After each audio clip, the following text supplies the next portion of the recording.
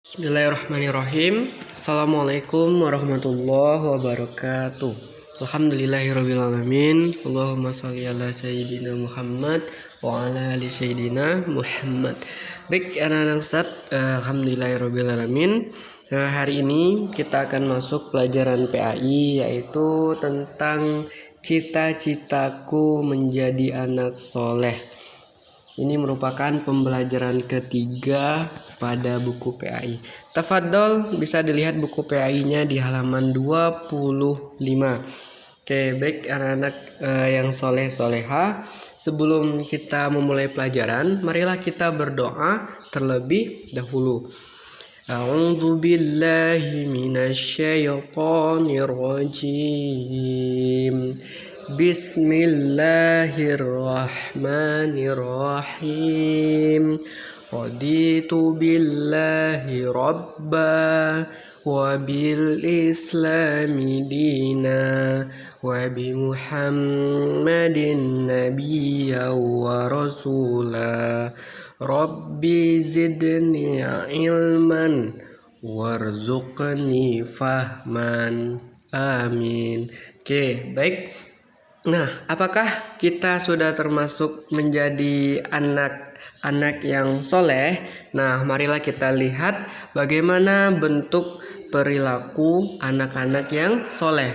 Pertama, bersikap jujur, hormat dan patuh pada orang tua dan guru, dan menghargai sesama. Nah, kita lihat apa itu jujur.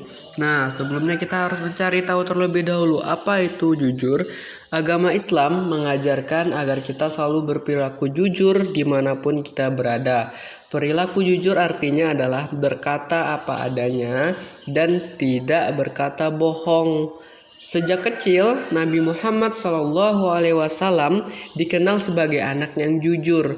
Beliau mendapatkan julukan Al-Amin, yang artinya adalah dapat dipercaya.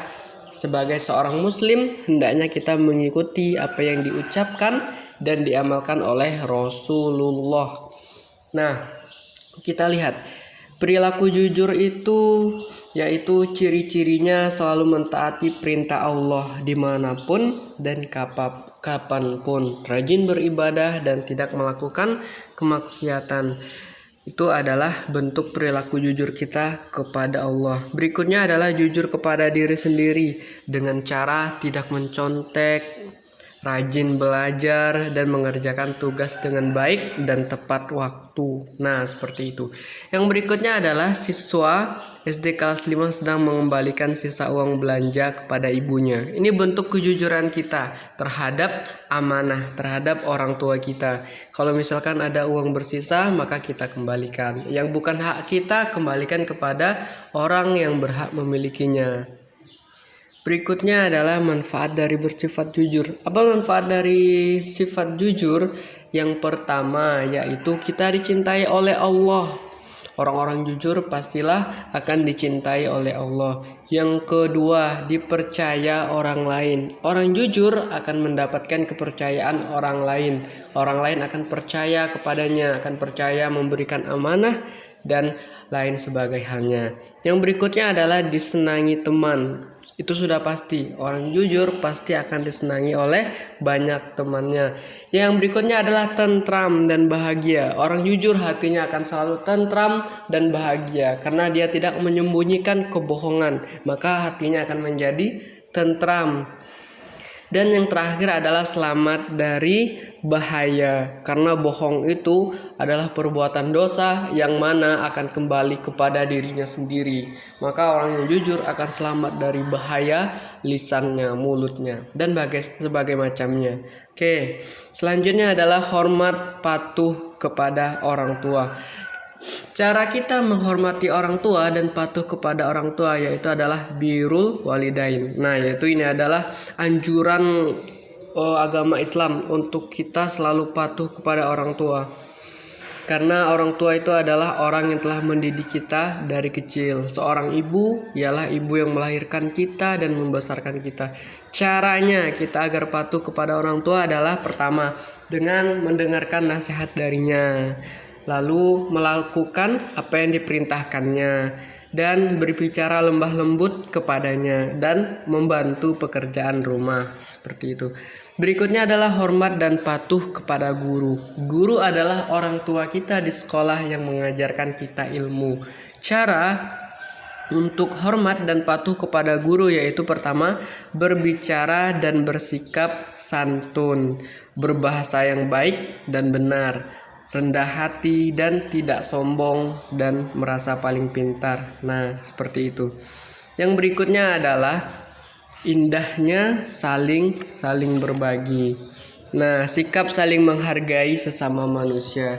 Kita harus menghargai sesama manusia antar agama, antar suku, antar budaya, bahkan dengan teman-teman kelas kita sendiri. Kita harus menghargai mereka.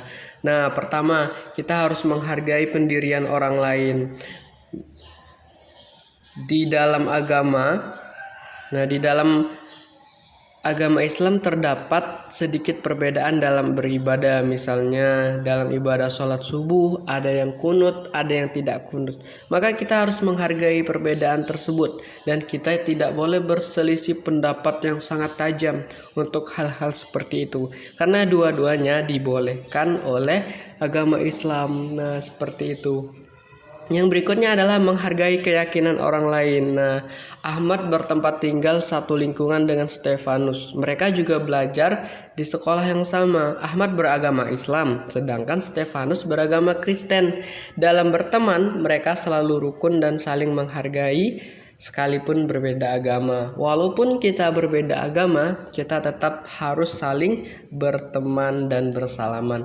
Yang berikutnya adalah menghargai pendapat orang lain. Nah, dalam kelompok pun kita mempunyai pendapat kita masing-masing.